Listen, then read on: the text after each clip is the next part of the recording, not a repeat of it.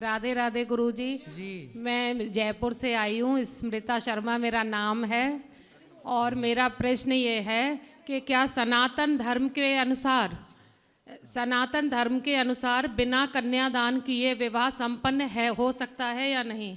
ये कन्यादान की परंपरा है जी कन्यादान नहीं होगा तो कैसे काम बनेगा? कन्यादान मैं कोई तो करे, गुरुजी दादी करे, दादा करे, मामा करे, मामी करे, बुआ करे, फूफा करे, कोई भी करे, पर करे ना वो नियम, वो प्रोसेस होता गुरुजी है। मेरी मैं ऐसे सोचती हूँ कि मैं अपनी बच्ची का विवाह तो करना चाहती हूँ पर कन्यादान नहीं, क्योंकि मैं इतनी वो नहीं, मैं अपने बच्चे को अपने प्राणों से प्यारा जो समझती हूँ उसका दान कैसे कर सकती हूँ? तो आपकी बहू है? नहीं। तो कन्यादान जब नहीं करेगी उसकी माँ, तो आपकी बहू कैसे बनेगी वो? तो मैं विवाह करना चाहती हूँ, विवाह करा के भेजना चाहती हूँ पर दान में नहीं देना चाहती। कोई वस्तु थोड़ी है मेरी बच्ची जो जिसको मैं दान में दे दूँ। तो जनक जी से ज्यादा होशियार आप हैं। जनक जी ने तो किया था कन्यादान, उनसे ज्यादा समझदार आप हैं। मतलब नहीं अब नहीं, आप बताइए जनक जी ने फिर बेटी सीता का कन्यादान क्यों किया? मतलब वो आपके जैसे समझदार नहीं थे? अब मेरा मार्गदर्शन आप मतलब करें। कौशल्या के पिता कौशल नरेश समझदार नहीं थे जिन्होंने अपनी कौशल्या नाम की बेटी का दान दशरथ जी को कर दिया।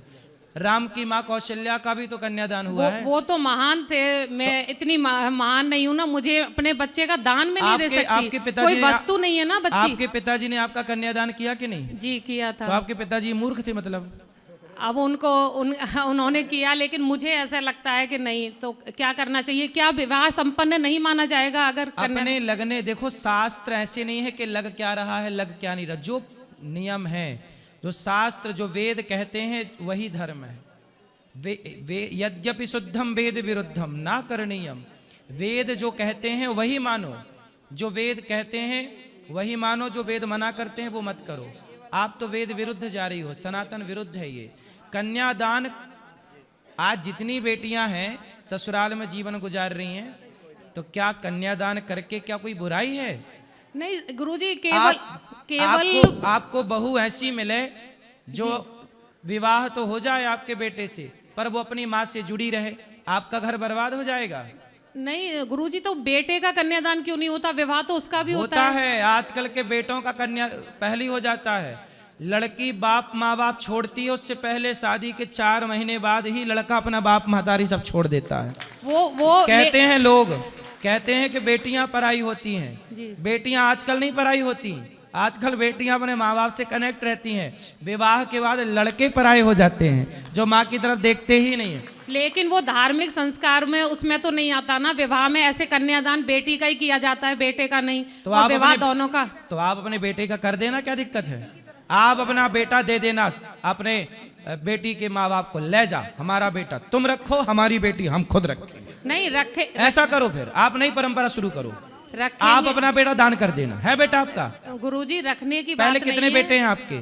एक बेटा एक बेटी। हाँ, तो आप अपना बेटा दान कर देना और बेटी दान मत करना। शुरू करो ना आप, फिर आपको देख के और करेंगे अड़ोसी पड़ोसी। नहीं, तर्क सम्मत जवाब जैसे आप दे तर्क दे तो रहे हैं कि आप शुरुआत करो ना। नहीं, आप अपना बेटा दान कर देना। जी कर दोगी? नहीं ना, मैं बेटा करना चाहती हूँ ना बेटी करना बस चाहती हूँ। बातें करना चाहती हो कि बेटा दान क्यों नहीं होता? कुछ करने की आई नहीं, मैं नहीं करूंगी। सिर्फ विवाह करना चाहती हूँ, बेटी विदा करना चाहती हूँ, लेकिन वो मेरी भी रहे और वहाँ की भी रहे। ऐसे। तो आजकल विदा, क्या आप अपनी माँ की नहीं हो? अभी ये बताओ। लेकिन दान वाली ये बताओ, आप अपनी माँ की हो कि नहीं? जी हूँ। तो आपके माँ बाप ने आपका दान किया? लेकिन फिर भी पराया धन तो बोल देते हैं ना, पराया तो कर देते हैं ना। उस दान के ही कारण माँ बाप भी पराया मान लेते हैं। पराया कोई नहीं मानता। कोई बाप अपनी बेटी को कभी पराया नहीं मानता, कोई माँ अपनी बेटी को कभी पराया नहीं मानता। पराया केवल ये पराई बात, ये पराया शब्द गलत है जी। पराया शब्द को डिलीट कर दीजिए सब लोग अपनी डिक्शनरी से। बेटी कभी पराई नहीं होती। मेरे मतलब बेटी कभी पराई नहीं होती।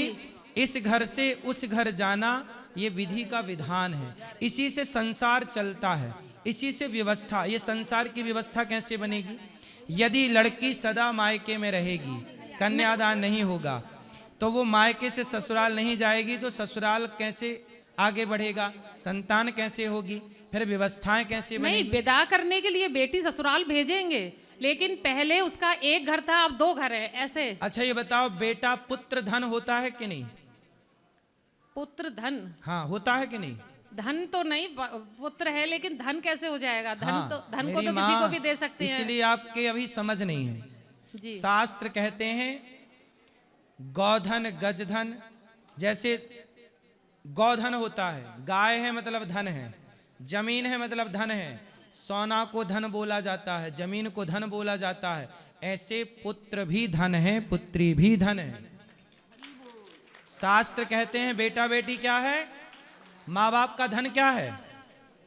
बताओ, माँ बाप का धन क्या है? अरे जमीन जायदाद तो कोई बड़ा धन नहीं है, माँ बाप का सबसे बड़ा धन ही संतान है। बेटा बेटी धन होता है? बेटा बेटी क्या होता है? मेरे बच्चे हैं, लेकिन धन तो नहीं मान सकते। आपके समझ नहीं है तो हम उसका तो हम पढ़ा नहीं सकते ना आपको। धन होते हैं, संतान को धन बोला जाता है। पूछना अपने पढ़े लिखे लोगों से कि धन क्यों जी संतान को धन बोला जाता है कि नहीं? हैं? ये सब तो बोल रहे हैं, आप ही होशियार हैं बस। सारा धन एक तरफ और पुत्र धन एक तरफ, इसलिए पुत्र भी एक धन है, कन्या भी एक धन है, ये आंख भी एक धन है। पुत्र का दान नहीं करेंगे, पुत्री का कर देंगे। आप करो ना, मैं बोल तो रहा हूं अपने बेटे का दान आप करो, शुरुआत आप करो, फिर दूसरे करना स्टार्ट करेंगे। आप कर दो अपने बेटे का दान। कब कर रही हो बताओ तारीख? मैं तो विवाह दोनों का करूंगी, लेकिन मेरी इच्छा ये है कि दान ना दूं। बेटा दान नहीं करोगी? ना बेटा ना बेटी, बेटा, लेकिन बेटी को विदा करके ससुराल भेजेंगे। हाँ। ऐसे नहीं है, बेटी को भेजेंगे, सब कुछ है। हाँ। लेकिन एक दान से ऐसे लगता है ना जैसे एकदम पराया कर दिया। दान दे के तो पराया क्यों करना है? दान का मतलब है कि दान किया और भूल गए। आजकल तो बेटियां कन्यादान होने के बाद जाती हैं और लेके जाती हैं 5 लाख बाप का, और ससुराल से लेके आती हैं 20 लाख वापिस, तलाक सहित 20 लाख। ये आजकल तो देखो दान करने के बाद ही वापस आ जाती हैं, नहीं आ जाती। दान किया था तो वापस क्यों आ गई? तलाक क्यों हो गया? आप बताओ। वही तो गलत है, वो भी गलत है। क्या गलत है? तलाक लेना कि दान देना? नहीं, दान वस्तु का कर सकते हैं, बच्चों का कैसे करेंगे? अब देखो, शास्त्रों की बात नहीं माननी तो आप मत मानो, पर परंपरा यही है।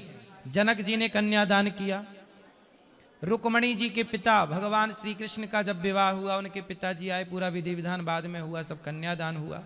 तो सब प्रकार की विधियां हैं, कन्यादान करना चाहिए, यही शास्त्र की परंपरा है, यही सनातन की परंपरा है। आपको नहीं करना, आपके अपने मनमाना आचरण करना है तो आजकल मनमाना, शादी के पहले लड़का लड़की लिव-इन में रह रहे हैं, तो ये मनमाना है कि नहीं? तो आजकल तो मनमाना, आजकल बेटा अपने माँ बाप को घर से निकाल दे रहे हैं, मनमाना है कि नहीं? जब आजकल सबको ही मनमाना करने लग गया तो आप भी कर लो मनमाना, क्या दिक्कत है? नहीं, कोई रोकेगा थोड़ा? शास्त्र के अनुसार वो विवाह संपन्न माना जाएगा या नहीं? देखो, 8 प्रकार के विवाह होते हैं। 8 प्रकार के विवाहों में सबसे श्रेष्ठ विवाह यही है कि कन्यादान हो। बाकी सब विवाह इस विवाह से श्रेष्ठ नहीं है। बाकी सब विवाह हैं, माने जाएंगे जी, परंतु कन्यादान का विवाह जो परंपरा है, क्यों से तोड़ना चाहती हो परंपराओं को? बिगड़ना क्या है भाई? कन्यादान करो, उसके बाद भी आपका बेटी से, माँ से आना जाना रहे, प्यार मोहब्बत रहे, दुख सुख में एक दूसरे के काम आओ। माँ बाप को जरूरत पड़े तो बेटी सपोर्ट करे, बेटी को जरूरत पड़े तो माँ बाप सपोर्ट करे, सब कुछ रहे। एक अच्छी बेटी बनाओ, एक अच्छा संस्कार दो। ये नहीं कि हम शास्त्रों की बात नहीं मानेंगे। इसी चक्कर में आज के लड़के गीता नहीं पढ़ते, रामायण नहीं पढ़ते, बोले शास्त्र हम मानते नहीं। जब आप लोग ऐसी बात करोगे, सनातन धर्म में मुसलमान कभी नहीं कहता कि मैं कुरान नहीं पढ़ूंगा, कुरान के अनुसार नहीं चलूंगा। बस सनातनी बस कहता है मैं धर्म के अनुसार नहीं चलूंगा, वेद पुराणों के अनुसार। जब आप नहीं चलोगे तो आपकी संतान क्या चलेगी? नहीं, चलने के लिए चलना चाहते हैं, इसीलिए आपसे पूछ रहे हैं कि ऐसा मतलब है, हो सकता है या नहीं हो सकता। अपनी बेटी को योग्य संस्कार दीजिए और जो प्रोसेस है वो पूरा कीजिए। इसके बाद भी आपका प्रेम बना रहे। माँ और बेटी का ज्यादा प्रेम भी अच्छा नहीं होता, ज्यादा प्रेम के कारण ही तलाक हो रहे हैं। ये बात आप सहमत हो इस बात से कि नहीं? जी जी। तो फिर काहे तुम बेटी का घर बिगाड़ने पे तुली हो? नहीं बिगाड़ना नहीं, वो अलग चीज हो गई, वो बिगाड़ना नहीं चाह रही। चलो ठीक है, ठीक है गुरुजी, मतलब मैंने समझ लिया कि शास्त्र के अनुसार कन्यादान जरूरी है। जरूरी है। ठीक है। और बेटी और माँ का जितनी दूरी रहे विवाह के बाद वो भी उतना जरूरी बेटी है। के लिए सही है। कल आपकी बहू आएगी और आपकी बहू यदि आपको टाइम देगी जी तो आप बहुत अच्छी बहू मानोगे, जी। और आपकी बहू आपके पास बैठ के अपनी माँ से बात करती रहेगी तो आप कहोगे भाई मेरी बहू अच्छी नहीं है। नहीं, माँ से भी कर सकती है। करे बात, हाँ। दिन भर करती रहे, नहीं दिन भर तो आप ही बताओ। दिन भर तो क्या करेंगे। फिर करते हैं लोग। हाँ। आजकल आप नहीं सुन रहे समाज में कि बेटी और माँ इतना कनेक्ट है कि घर टूट रहा है कोई फर्क नहीं पड़ रहा है। क्या आप नहीं देख रहे हैं समाज में? जी जब देख रहे हैं तो उसे देखिए जी। और सुधार करिए, जी और बेटी और माँ का प्रेम बना रहे। पर इतना भी ना, देखो महाभारत में एक कथा है कि एक गाय बछड़े को चाट रही थी। गाय जी। बछड़े को चाट रही और इतना चाटा कि बछड़े को खून आ गया। अर्जुन जागे। अर्जुन ने कहा कन्हैया मैंने आज एक सपना देखा है। क्या सपना? बोले गाय अपने बछड़े को इतना चाट रही थी, इतना चाट रही थी कि बच्चा चिल्ला रहा था और उसके खून गिर रहा था, उसके सारे बाल झड़ गए और मांस निकल आया, लाल हो गया, खून बह गया। तब भगवान मुस्कुरा के बोले अर्जुन ये कलयुग में होने वाली घटना का आपको सपना आ गया। क्या घटना है प्रभु?